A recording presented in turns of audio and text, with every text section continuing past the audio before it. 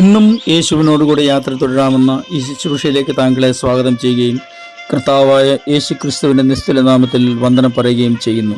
ചില ആളുകളുടെ സംസാരം കേട്ടാൽ അവർ വലിയ ധൈര്യശാലികളാണെന്ന് തോന്നും. എന്നാൽ വാസ്തവം അങ്ങനെയല്ല. അവരുടെ പറച്ചിലിൽ മാത്രമേ ഉള്ളൂ ഈ ധൈര്യമൊക്കെ. ഏതെങ്കിലും പ്രയാസങ്ങളുടെ മധ്യത്തിലോ പ്രശ്നങ്ങളുടെ മുമ്പിലോ ചെന്ന് പെടുമ്പോൾ അവരറിയാതെ അവർ തന്നെ വെളിപ്പെടുത്തേണ്ടി വരും, എൻ്റെ ധൈര്യം ചോർന്നുപോയെന്ന്. അതിന് അവരെ തെറ്റു പറഞ്ഞിട്ട് കാര്യമില്ല, അത് സ്വാഭാവിക കാര്യം മാത്രമാണ്. എന്നാൽ വാസ്തവമായി ദൈവത്തെ സേവിക്കുന്ന, ദൈവത്തോട് കൂടെ നടക്കുന്ന ഒരു ദൈവപൈതൽ യാതൊരു പ്രശ്നങ്ങളുടെ മധ്യത്തിലും പതറിപ്പോവുകയില്ല. കാരണം അവർക്ക് ഉറപ്പുണ്ട്, ദൈവം കൂടെ ഉള്ളത് കൊണ്ട് ഈ പ്രശ്നം പരിഹരിക്കപ്പെടും എന്ന്. ഇങ്ങനെ ഒരു ചിന്ത നിങ്ങളുമായി പങ്കുവയ്ക്കട്ടെ. അതിനു വേണ്ടിയിട്ട് 46-ാം സങ്കീർത്തനം 7-ാം വാക്യം വായിക്കുന്നു. സൈന്യങ്ങളുടെ യഹോവ നമ്മോട് കൂടെ ഉണ്ട്, യാക്കോബിൻ്റെ ദൈവം നമ്മുടെ ദുർഗം ആകുന്നു. മനുഷ്യജീവിതത്തിൽ ഏതെങ്കിലുമൊക്കെ സമയങ്ങളിൽ ഭയപ്പെടുത്തുന്ന അനുഭവങ്ങൾ ഉണ്ടായേക്കാം. കഷ്ടതകൾ നമ്മുടെ കണക്കിനപ്പുറം കടന്നാക്രമിച്ചേക്കാം. നമ്മെ ഇരിക്കാൻ കഴിയാത്ത നിലയിലുള്ള പ്രതിസന്ധികൾ നമുക്ക് നേരിടേണ്ടി വന്നേക്കാം. ഇങ്ങനെയുള്ള സാഹചര്യങ്ങളിൽ വാസ്തവത്തിൽ ഏതൊരാളും ഭയചകിതരായില്ല എങ്കിലേ ഉള്ളൂ അത്ഭുതം. സത്യത്തിൽ അപ്പോഴാണ് നമുക്ക് മനസ്സിലാകുന്നത് ഇവരുടെ പറച്ചിലിൽ മാത്രമേ ധൈര്യമുണ്ടായിരുന്നുള്ളൂ എന്ന്. പക്ഷേ വാസ്തവമായി ദൈവത്തെ സേവിക്കുന്ന, ദൈവത്തെ ആരാധിക്കുന്ന, ദൈവത്തെ കൂടുതൽ ഇഷ്ടപ്പെടുകയും ദൈവവചനം കൂടുതൽ പഠിക്കാൻ ശ്രമിക്കുകയും ഇതിനനുസരിച്ച് ജീവിക്കാൻ അവരവരെ തന്നെ സമർപ്പിക്കുകയും ചെയ്യുന്ന ഏതൊരാളും തീർച്ചയായിട്ടും ഇങ്ങനെയുള്ള പ്രതിസന്ധികളുടെ മധ്യത്തിൽ അവർ ഉറപ്പിക്കും, ദൈവ സാന്നിധ്യം എന്നോട് കൂടെ ഉള്ളത് കൊണ്ട് ഈ പ്രശ്നങ്ങളുടെ മധ്യത്തിൽ ഞാൻ പതറേണ്ട കാര്യമില്ല. തന്നെയുമല്ല, എൻ്റെ പ്രശ്നങ്ങൾ ഞാൻ അനുഭവിക്കുന്നതിനേക്കാൾ മുമ്പേ അത് തിരിച്ചറിഞ്ഞ് അതിനുള്ള പരിഹാരം കൽപ്പിക്കുന്ന ഒരു ദൈവത്തെയാണ് ഞാൻ സേവിക്കുന്നത്. ഇപ്പോൾ നമ്മൾ വായിച്ച ഈ സങ്കീർത്തനത്തിൻ്റെ പ്രാരംഭ ഭാഗങ്ങളിൽ കോരഹപുത്രന്മാർ ഒരുമനപ്പെട്ടുകൊണ്ട് അല്ലെങ്കിൽ ചേർന്ന് നിന്ന് പാടുന്ന ചില വരികളുണ്ട്. അത് ഇങ്ങനെയാണ്: ദൈവം നമ്മുടെ സങ്കേതവും ബലവും ആകുന്നു, കഷ്ടങ്ങളിൽ അവൻ ഏറ്റവും അടുത്ത തുണയായിരിക്കുന്നു. അവർ പ്രാപിച്ചെടുത്ത ഉറപ്പ് അവർ പ്രഖ്യാപിക്കുക.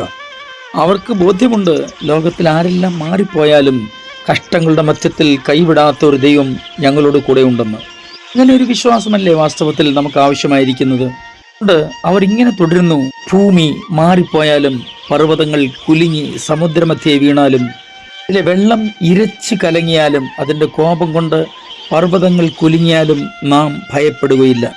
കുറേ വർഷങ്ങൾക്ക് മുമ്പിലൊക്കെ നമ്മുടെ നാട്ടിൻപുറങ്ങളിലൊക്കെ കാണുന്ന ഒരു സ്വാഭാവിക സാധാരണ കാഴ്ചയായിരുന്നു, കുട്ടികൾ രാവിലെ എഴുന്നേറ്റ് ചിലരുടെയെങ്കിലും കൈകളിൽ അവർക്ക് ലഭിച്ച പ്രഭാത ഭക്ഷണത്തിൻ്റെ ഒരൽപ്പം സൂക്ഷിച്ചു വെച്ചിരിക്കുന്നതും അല്ലെങ്കിൽ അത് മുറ്റത്ത് കൊണ്ടുവന്ന് ഭക്ഷിക്കുന്നതുമൊക്കെ സ്വാഭാവിക കാഴ്ചകൾ മാത്രമാണ്.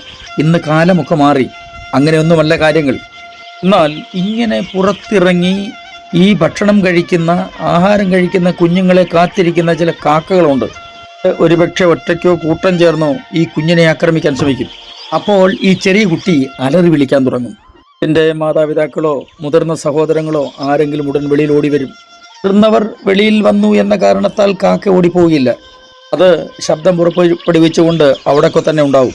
മാതാപിതാക്കന്മാരുടെയോ മുതിർന്ന സഹോദരങ്ങളുടെയോ കരം പിടിച്ചു കഴിയുമ്പോൾ ഈ കുഞ്ഞിൻ്റെ മുഖത്ത് ആ ഭയം മാറും.